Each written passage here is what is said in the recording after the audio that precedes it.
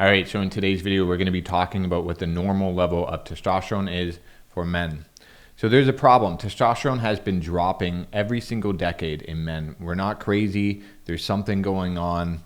Men aren't acting like men. Men aren't feeling as good as they want to. They have stubborn fat at the belly. They're feeling weaker than they should. We're not taking risks. We're kind of being passive and apathetic. And there's a problem. In this paper here, they said the average level of testosterone in 2000 for a 27-year-old was 605 nanograms per deciliter. And in 2016, a 26-year-old, the average level was 451 nanograms per deciliter. So that's quite the drop. The average man today is only 3/4 of a man in the past, and it's getting worse. And that's only looking at men in 2000. That's not even looking at what men were like in 1980 or 1960. And it's been getting worse every decade, and it's still getting worse. And I'm sure it's even worse today. So at the University of Iowa, they do a lot of blood work, and they have standard ranges as low as 249 nanograms per deciliter and as high as 1,048. So those are the numbers that they've seen in their labs as a standard range. And according to the Journal of Urology, this is from a 2022 study, they were arguing that there should be age cutoffs. So if you're younger, in the 20 to 24 age, they were suggesting that a normal range is 409 to 558. So they were saying that if you're below 409, you should be considered low testosterone and that you could start looking at treatment options. 25 to 29 was 413 to 575. 30 to 34 was 359 to 498. 35 to 39 was 352 to 478. And then 40 to 44 was 350 to 473 nanograms per deciliter. So what that means is that if you're younger, normally you'd have to wait until you're quite low to get treatment options. So this new paper is suggesting that they start being more proactive with treatment. Now, treatment means all sorts of gels or pills or injections, and I'm not big on that. I'm not a doctor, but I would like to solve this from the root cause, which we'll get to in a second. So as of 2024, the American Urological Association defines that if you're under 300 nanograms per deciliter, you have a testosterone deficiency. That means you are a candidate for treatment and that they would try and raise your levels with medications and those sorts of things. So if you're below 300, that's a testosterone deficiency. And in 2021, this paper found that there was a 20% deficiency in young adults. So this is not in our heads. Young men are not feeling well. 1 in 5 men are walking around with a deficiency in a masculine hormone. They don't have enough of a hormone to act like men, to take risks like men, to have muscle mass and low levels of fat. Testosterone plays a huge role in bone health, brain health, our personality, all these things. And 1 in 5 men are walking around and they don't even have enough. In this web survey from 2010, researchers found out that 80% of men taking their survey would benefit from TRT. So this is not just in our heads. Most men are probably suffering from low levels, if not a straight up deficiency. And testosterone replacement therapy is all the rage these days. You have all these influencers who are taking these injections and they're seeing a reduction in the belly fat. They're seeing their muscle mass increase. They're feeling more energetic and less tired. And so they think, well, why shouldn't I take the injection? It's easy, it's repeatable, but I'm not big on it because it hasn't actually solved the root cause of what caused the low testosterone in the first place. Here's another one, another biohacker using TRT.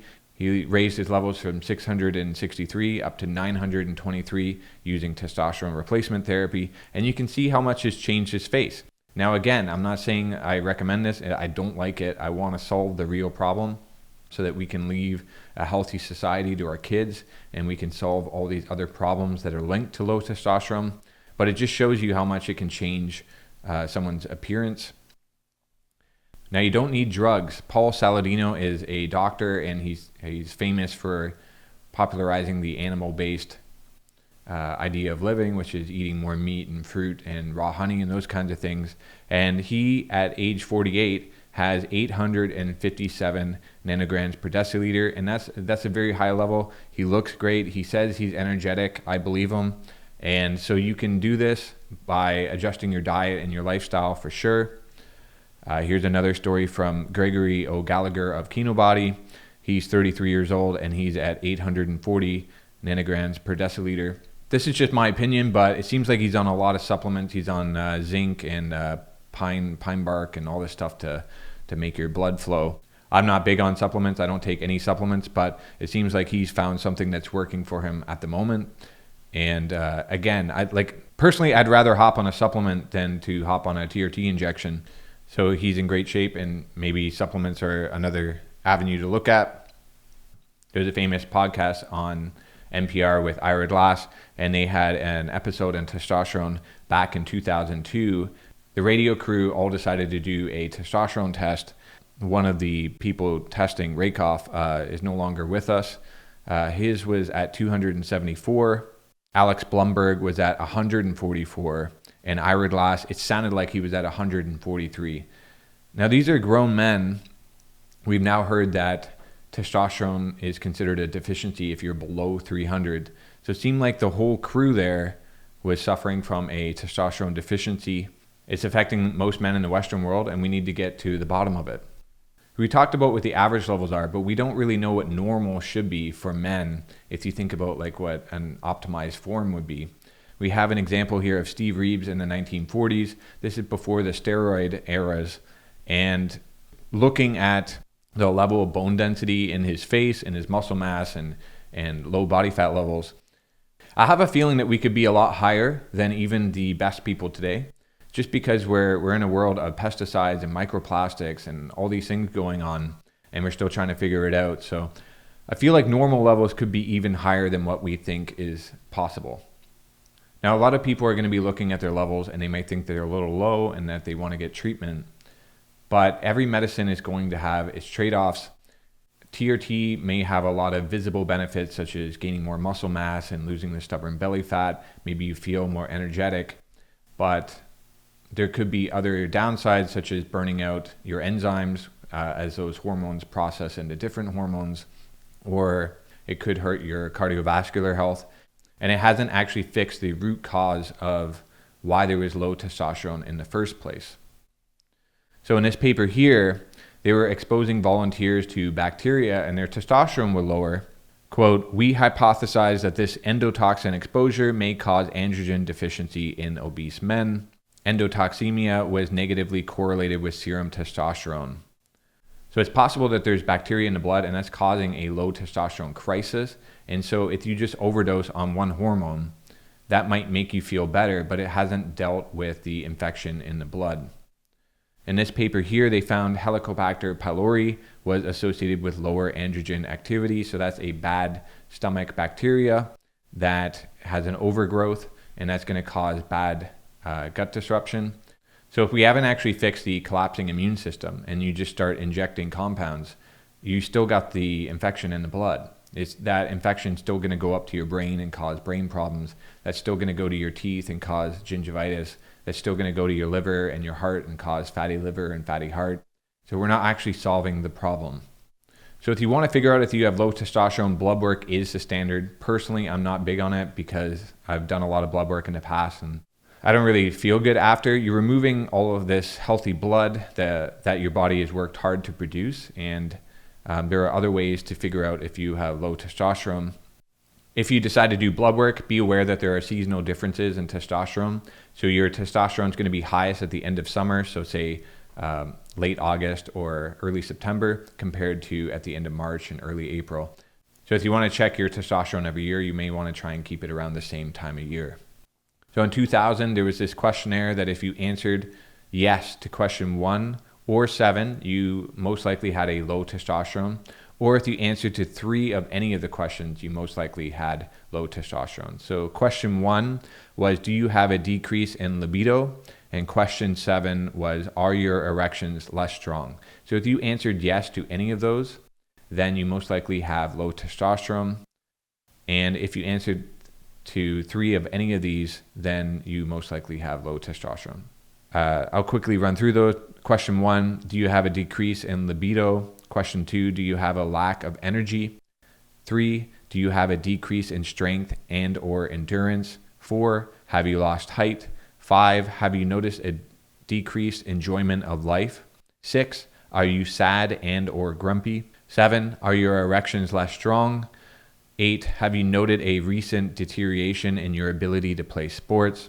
9, are you falling asleep after dinner? 10, has there been a recent deterioration in your work performance? So the other thing that you can do is pay attention to signs of having low testosterone. Some common signs are sexual dysfunction, low motivation, poor concentration, and poor memory. You have hot flushes, you have infertility, and some physical signs are reduced body hair, gynecomastia, reduced testicular volume, obesity such as stubborn fat around the belly, or reduced muscle mass. Maybe you're feeling a little skinny fat, or you're just feeling skinny. Anemia, reduced bone density. So those are the signs of low T. So you would want to see a reversal of those symptoms. Here's another chart looking at different signs and symptoms of having low testosterone, so you can go through that. And I threw this one in here because I find it interesting. Higher testosterone is linked to a lower voice frequency. Now, I don't have the lowest voice, but my voice used to be a lot more nasally. And as I've worked on fixing my health, I've just noticed that my voice has come down a little bit. So if you're trying to do this the natural way and you're trying to work on your health, you're trying to go get outside as much as you can and eat good food, get good sleep, and all those kinds of things, you should see your voice lower a little bit. All right, so that's the video. In summary, low testosterone is a real problem. It's not in your head. It's affecting most men in the Western world. Below 300 nanograms per deciliter is a deficiency. It seems like 350 to 600 is normal these days, but I don't know how normal that is in terms of the optimal male physique. I think in this modern world, we haven't really seen what men are capable of. There are many examples of men that are reversing their low testosterone naturally. They're not using injections or strange pharmaceutical compounds. They can do it through diet and lifestyle. So I'd really like to encourage you to try and solve it at the root cause if possible. 800 to 900 in natural men looks healthy and strong, but I wonder what an optimal level would be. When you see people like Steve Reeves, or you look at these, go watch an old movie from the 60s, and you notice that both men and women look quite different. They have a strong level of bone density in the face, and they look quite mature. I don't even think we've come close to what we're capable of. So pay attention to symptoms of low testosterone and look for those to resolve and reverse. And if you like the video, watch my other videos. That's going to help tell the algorithm that you want to see more content like this. And I also cover lots of tips and tricks to boost testosterone and how to avoid things that lower testosterone. There are lots of things that will help, such as sunshine, raw honey, saturated fats, coffee. All these things will help boost testosterone, and there's lots of things that will lower it, such as poor sleep, fluoride exposure, lead. There's a whole host of things that can hurt the immune system, which will lower testosterone. All right, that's it for now. Thank you for watching the video. If you liked it, be sure to give it a like and maybe go watch some other videos. And if you find something that's working for you, drop a comment, let us know, and I'd love to hear about it. All right, have a good one.